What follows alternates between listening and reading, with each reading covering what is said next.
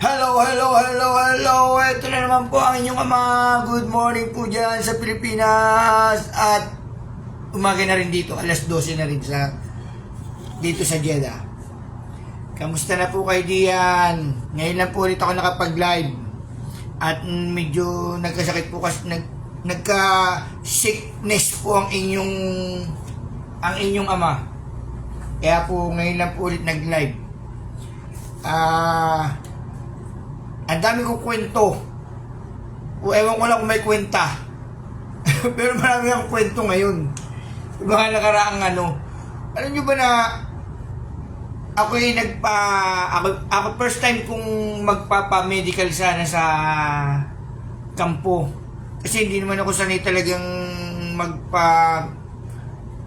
magpahatid sa mga sasakyan sa kampo, di kaya sa company. Ako'y nagtataksi talaga ng akin.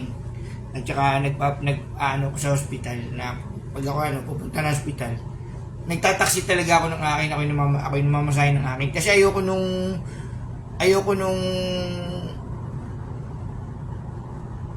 maarting mga driver. Kasi pag sa kumpanya, pababayaan ka lang yan.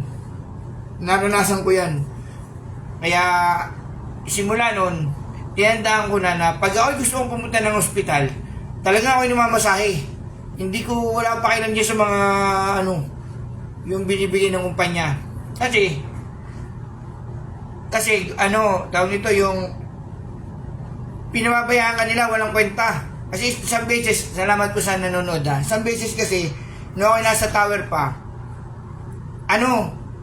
pero may binaba ako galing ako sa 50 floor or 49 floor ibinaba ako ng crane tower galing sa taas ng crane man, bakit? At ako'y na-aksidente sa taas, binaba ako nga. Tapos, yung driver na naghatid sa akin sa hospital, na-aksidente pa ako. Camille, good morning dyan, good morning. Shoutout sa'yo. Akalain mong, hindi pa yung kumpanya namin na naghatid sa akin sa hospital at talaga yung ibang kumpanya pa. Siyempre, nakita nila ang Pilipino eh. Kaya simula nun, hindi na ako nagpapahatid sa kumpanya, yung mga namamasahe na ako ng akin. Ngayon, isang beses, minsan lang at ako nga ay magpapagawa ng salamin, kasi ito salamin ko, na gusto ko bago naman, na maluwag na. Naluluwagan na ako. Ngayon, akala mo, nung umaga, anong gabi pala, nagpalista kami nung kasama ko. Sabi ko, hindi ko alam ang lakaran eh. Nagpalista ako. Di na makatid, pang-1 pang-5 ako. Aso kasama ko, pang-7. Buwan na nahuli siya eh. Di ba ito, lista ka. Akalain mo, nung umaga, mga 7:30, lumabas na kami. Akalain mo, ang laman na ng van, ng service, 12. Makatid, kung ako'y pang-5 o pang-6, edi ako'y makakasakay sa van. Akalain mong ang mga ibang lahi talaga, hindi natin maano talaga. Siyempre, ganun ang nila, style nila. Akalain mong mahigit benching ko kami o 26 na naghihintay ng van.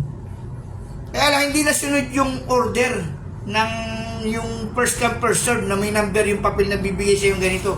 May papel na ibibigay sa'yo. May pangalan mo doon, may ID number mo, may kasama number mo. Tapos, may number. Hindi nasunod. Alain mong yung van dumating. Talaga pinalibutan ka agad yung van ng mga ibang lahi, ng mga India, ng mga Bengali, kalimitan India eh. Tsaka Bengali, kalimitan, Bihira, Pakistan. Pinalibutan ka agad. Hindi kami nakasakay. Habi ko wala nga. First time kong pupunta ng hospital na kumpanya yung sa kumpanya na lalaki, may iwan pa tayo na nauna. Tapos sabi, mamasahe daw kami. Wag na mamasahe. Pag mamasahe akin na lang. Tapos may darating daw na taxi. Ang isang taxi daw, 4 ang laman. Tapos 5 real daw. Tapos isa lang, kami natin naiwan na yung wali ko nasa 15. Naiwan. Sabi ko doon sa kasama ko, si Sar, sa isang araw na lang tayo, sabi ko gano'n, at yung driver ko available. Sabi ko sa isang araw na lang tayo pumunta ng hospital, sabi ko ganun. At ayoko pasabay yung mga yan, sabi ko ganun. Pag sa papuntang hospital at pre, may mga sakit na yung mga yun eh, pero pasintabi po, ganun. Baka tayo mahawa pa dyan eh, pupunta lang naman tayo doon, mamamasyal lang naman tayo. Pagawaan ng salamin, sabi ko. Kaya magpapagawa lang naman ng salamin eh. Para medyo iba-iba. May ganun na experience ko nung Tapos, duty ko ng Thursday, Friday, Saturday, Sunday. Ay, iba pakiramdam ko. Iba pa yung nagawa ng umulan dun sa aming lugar. Umulan dun sa tower. Malapit kami sa dagat eh. Almost mga 1 kilometro lang nasa dagat na kami. So, 2 kilometro lang. Malapit kami sa dagat. Ay, umulan, malamig. Kaya sino man ako napakiramdam. Ngayon, ang nangyari kaya hindi ako masyadong nakapag ng aking nagdudut-dut. Hindi ako nakapagdudut-dut ng dudut-dut. Yun. Kaya ngayon lang ulit ang duty ko ngayon, Monday. Yan. Uwi na ulit ng Martes. Kaya ngayon lang ulit ako nakapag-live. Tapos, shoutout nga pala dyan sa mga tiyahin ko dyan sa Taguig at saka yung aking nga pala tiyuhin nasa bahay namin. Naggawa ng magbe-birthday ang aking ama sa 25. Eh, nag-uwi siguro na doon yung ang birthday niya. Ayun ang nangyari sa akin, kaya hindi po ako nakakapag-live at saka kahapon lang ako ulit ng mga video ko. Kasi hindi ako nung naglalabas ng room at gawa nga ng medyo pause pang ako eh. Malamig tapos mainit. Ganun. Kaya hindi ako masyadong naglalabas. Tapos yun na-experience ko nga. Bisa na ako pumunta ng ospital. Ganun pa, kagulo pa. Yun lang naman kasi mga yun. Napunta lang naman ng ospital para lang makakuha ng medical certificate. Kasi para hindi sila absent. Gumastos man sila ng 4 real, hanggang 10 real. Hindi sila absent. Nakapagliwaliw pa sila sa labasan. Kaya na-style ng mga ibang lahi dito. Miski walang sakit, napunta ng ospital. Kasi nga naman, kaysa sila yung nasa site, pagod pa sila. Kung sila yung nasa nagpapamedical kunwari, may medical certificate bibigay yung doktor, hindi sila absent, nakapagliwaliw pa sila, nakapag-ikot pa sila doon halimbawa kung saan pupunta, kung sa Balad, malapit sa Balad yung hospital o sa isang pamilihan, ganun, ang style ng mga ibang lahi din eh. Parang ako nung una, ganun din. Pag ako tinatamad, napunta ako ng hospital, nakuha ko ng medical certificate. Hindi ka absent. Pag ako tinatamad, gano'n. Kaya lang nung time na siguro nakarma ako, dahil ilang beses akong na-aksidente, ako nasa tower pa, talagang hindi ka natin pababayaan ka ng mga driver. Lalo mga Pakistani, hindi mo sa pagano, pababayaan ka ng mga yan. Basta ka nalang babagsak sa ospital. Ay hindi mo alam, hindi mo alam yung ospital. Kung kailan ka, minsan hindi ka na susunduin. Papunta ng site uli. Kaya mga karanasan, tapos ang beses ko pang naranasan ako narito sa airport na yung nagdugo talaga yung ilong ko sa sobrang init. Tapos nahulog ako nasa taas ako, lagi nasa taas ako. Hindi ko alam, natulog na, dugo na pala yung ilong ko sa sobrang init. Ngayon, nung mabuti na lang yung bagsak ko, ako yung nababa na. Kasi ramdam ko parang kala ko pawis pa lang nadugo sa ilong ko. Kala ko pawis pa. Yung pala yung dugo na, pag ganun ko, may dugo na to yung medyo nababa ako, doon ako nakaramdam ng hilo. Akala mong binuhat ako doon sa site. Mga 20 minutes papunta rin sa aming, 10 to 20 minutes papunta rin sa aming shelter. Akalain mong, hindi ko alam, nagkwento lang sa akin na yung kasamahan ko na ang tagal daw talaga bago ko nadala sa ospital.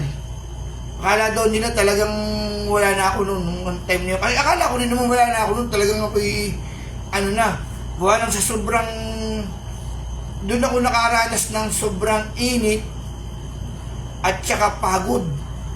Sobrang init at pagod na talaga, naglahok na talaga siya. Kaya ang nagdala pa sa akin, yung isang kaibigan, medyo kaibigan naman yung Saudi na na engineer. Dinala ako sa yung pang hindi namin kumpanya, sa ibang kumpanya pa ang nagdala sa akin sa ospital. Ayun, nasuruan ako, nagising, tapos ay nahimasmasan ako, nagising ako. Nanibago ako nun.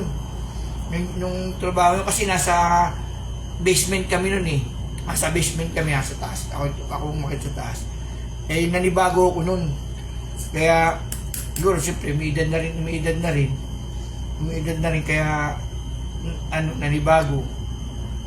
Kaya yun, hindi ko alam na talaga ako daw binuhat na nila papunta nun sa halos 10 to 20 minutes bago makarating sa tapos nabot pa daw ako ng nasa isang oras bago dinala sa ospital. Kaya karanasan ko nun sa mga driver ng kumpanya na yung maghahatid siya sa ospital pag ikaw ay may sakit, talagang kaya mas mainam pa pag may sakit, kaya wag abroad, huwag magpapawala ng pera talaga in case of emergency. Kaya simula nun, lagi na ako may baon na gamot sa aking bag. Hindi na ako nawala ng gamot, ng mga panadol, yung mga pain reliever na minsan kasi susugatan ako, may mga baon na akong band-aid, bandage, yung mga ganun. Tapos may mga baon na akong mga yung pang-emergency talaga. Talo ko pa ang safety. Ako kompleto sa bag ko. Kompleto ko. May mga bandage ako doon. Band-aid. First aid kit. Yung first aid kit, kompleto ko sa bag ko. Para in case of kasi nga ako, yung trabaho na talagang trabaho. Pag inumpisahan ko, talaga miski ako pagpawisan ng dugo. Talaga tatrabaho ako. Mabuti nga ngayon, maluwa na yung trabaho ko. Yung mula nung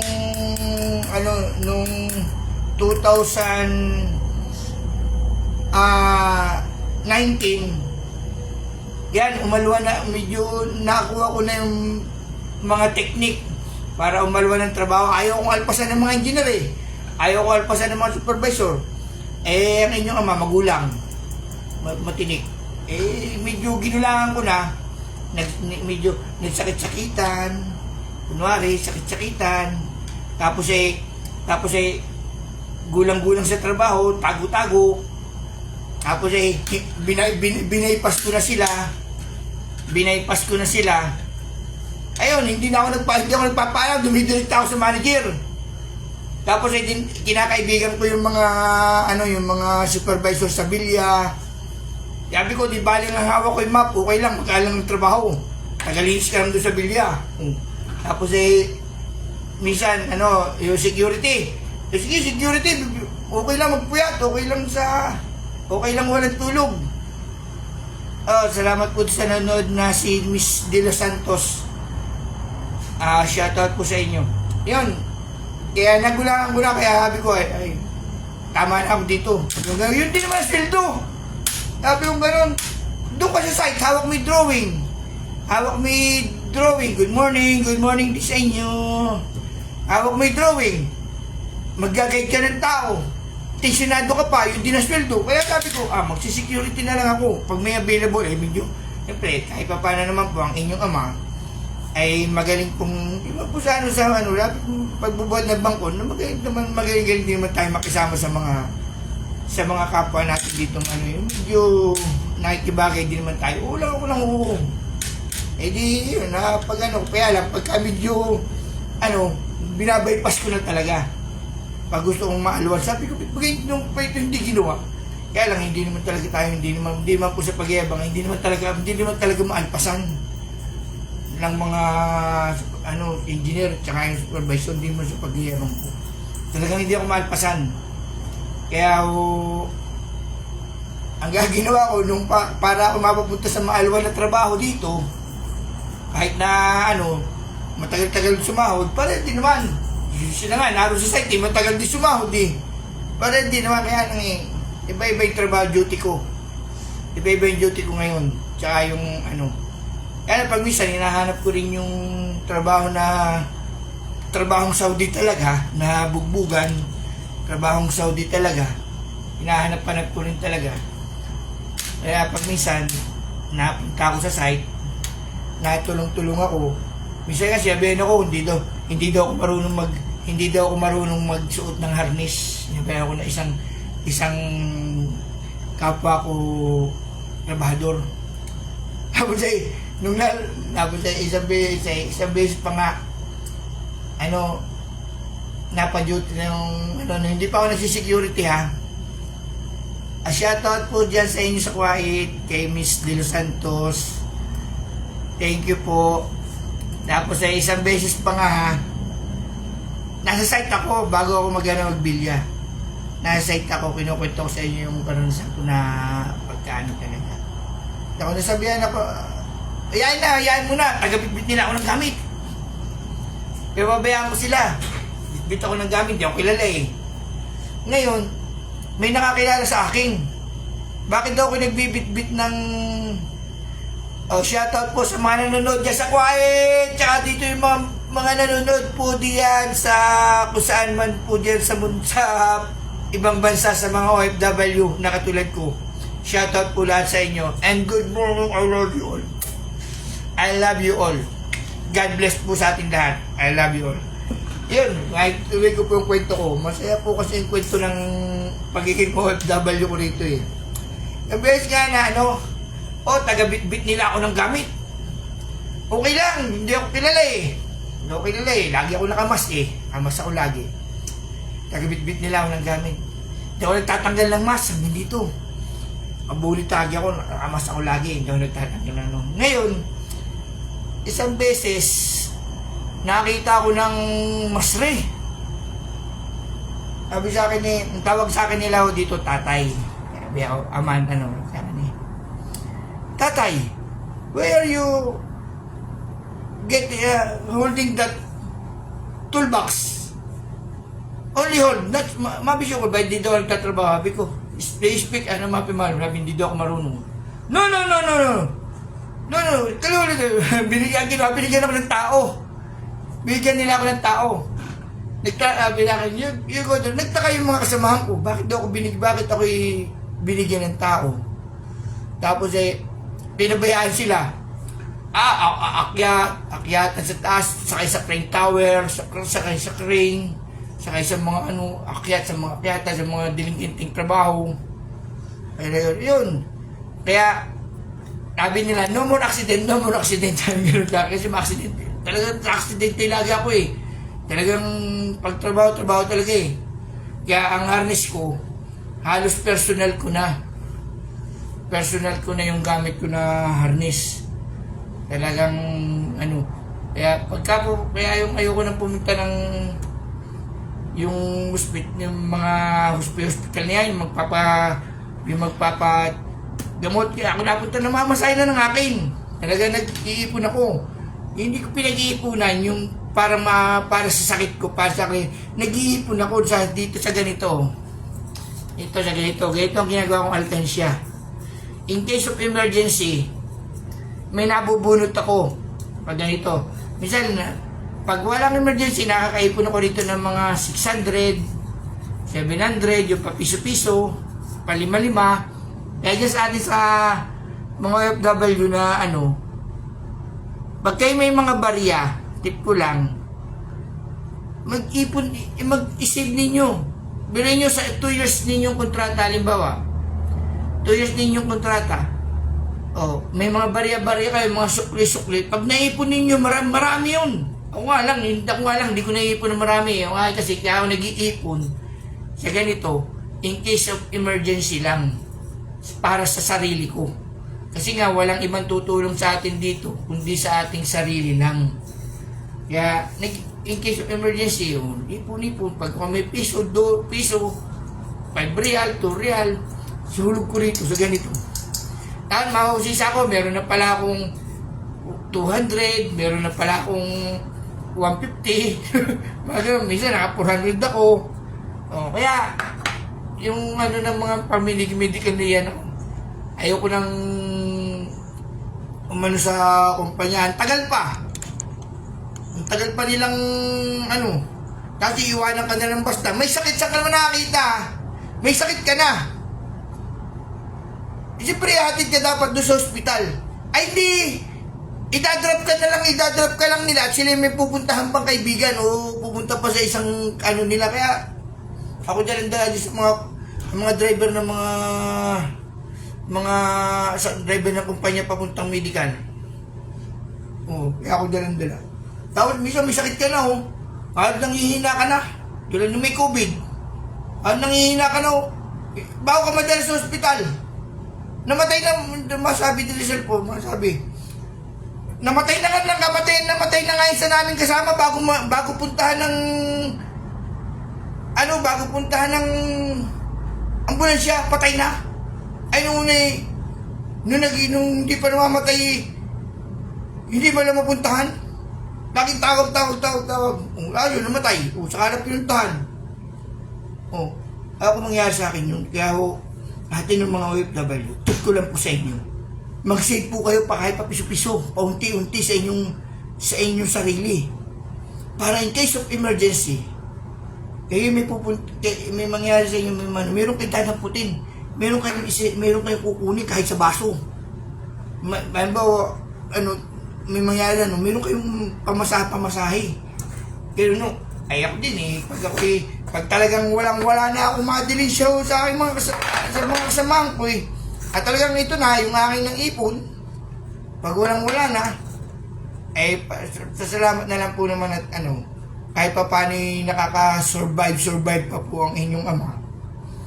Lalo na nung panahon namin dito sa tower, talagang 5 months, straight mo yung walang sweldo. 5 months, 6 months, walang sweldo. Ako sa kami nakuha ng pagkain.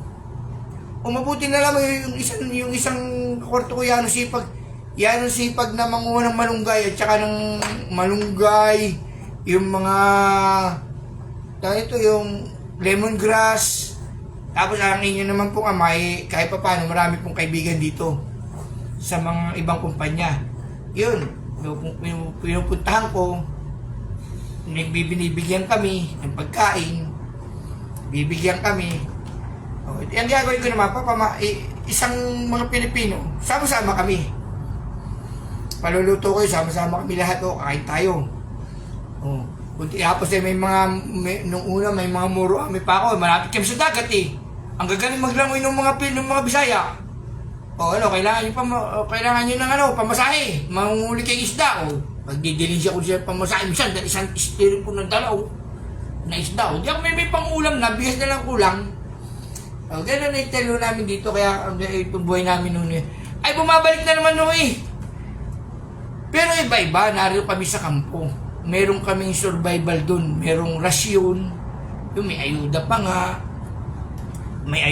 nga, tapos meron pang nauutangan kami na tindahan. Totoo lang, lahat ng tindahan nun, kahit sila pumapunta, talaga nauutangan ko lahat yung mga tindahan. Yung mga, basta kahit saan kami mapupuntang, kahit saan umapadestino, nauutangan ko lahat.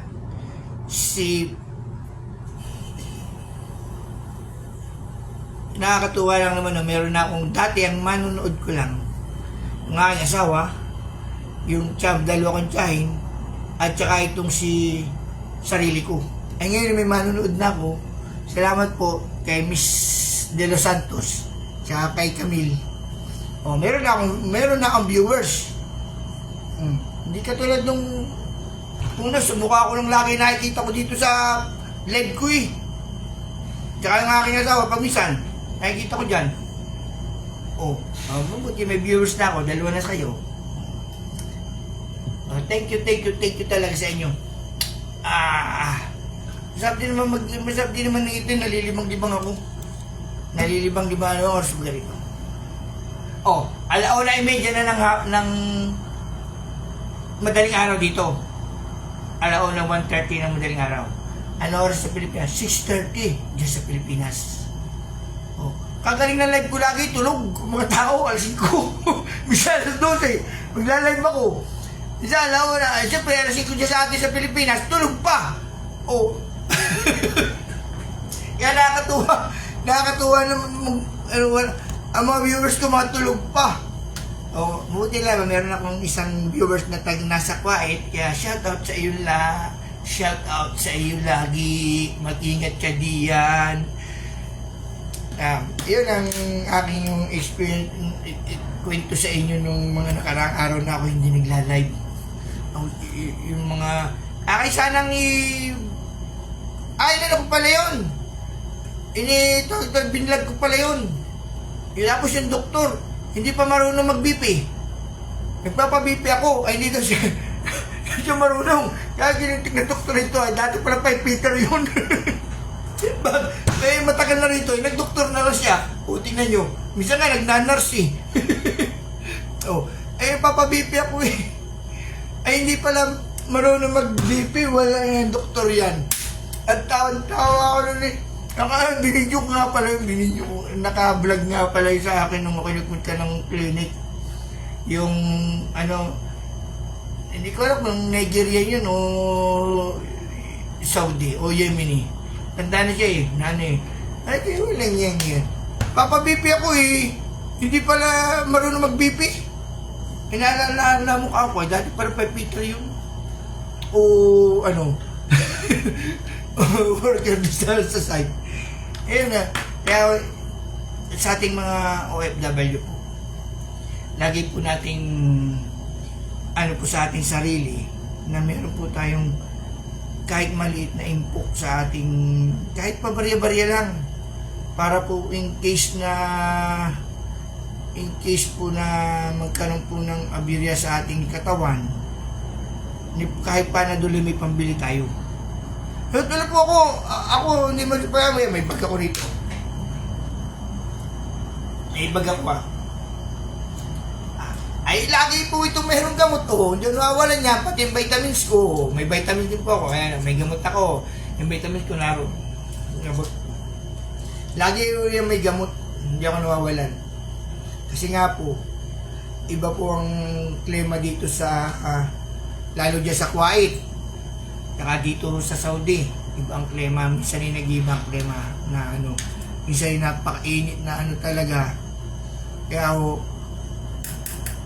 lagi po dapat tayong ready sa ating sarili. Kahit po maliit na barya, kahit barya lang, o real lang na dapat po lagi tayong meron sa ating yung napubunot. Ito nga, nag-uumpisa na naman po ako dito mag-ipon-ipon ng mga barya. At ako may bibilin. May bibilin po ulit. Siyempre po, pag walang mabuti, kung lagi may magpapautang, okay lang. Kung wala magpapautang, siyempre, wala sweldo. Ako yung laging utang. Kasi pinakakaya din yung pagmisan. Kaya na pag minsan, hindi mo rin may iwasan yung mga utang ka sa mga kasamahan mo. Tsaka sa mga engineer, sa mga nakakaluwag, yung mga bait na engineer, yung mga Ito ayoko. Nakakaano rin naman pala yung gano'n. Kaya lang, hindi rin man talaga natin may iwasan Siyempre, gusto yun mga ipong-ipong na Wala niya, wala akong internet, wala akong load. Hindi man po piling mawala, di ba nila wala pagkain, huwag lang mawala ako ng internet. Kaya po, kailangan po lang talaga bilang abroad, kailangan po talaga lagi pong may, kahit saan po tayong panig ng mundo, basta po, kahit pag tayo ay nakakalawag sa buhay, bilang abroad, basta po, ang ko lang po base po sa aking talagang, ako first timer lang talaga po lagi po tayo may ipong kahit na pabarya-barya. Halimbawa, gusto natin bumili ng tinapay, kaya pag minsan ayaw pumasok ng mga grocery, ako nagtatapos sa akin sarili nung una paano ang grocery? Ang pira ko na ganito, hindi ako may gusto kong bilhin, hindi ko mabili. Ngayon po, kahit pa paano, pagpasok ko ng tindahan, siya wala pira, nakukuha ko gusto ko. Sabihin ko lang akin mo. Gagawin ko pa sa CCTV camera, makikita mukha ko. Ganun lang po. Kaya sa mga nanonood po sa akin, lalo na kay Miss De Los Santos na nadyan po sa Kuwait, at saka si Miss si Camille, si Camille Rison, at saka sa mga manonood po nitong aking video, ay maraming salamat po sa inyo lahat. At nagkaroon ako ng viewers. Thank you po. Bye-bye. Love you all.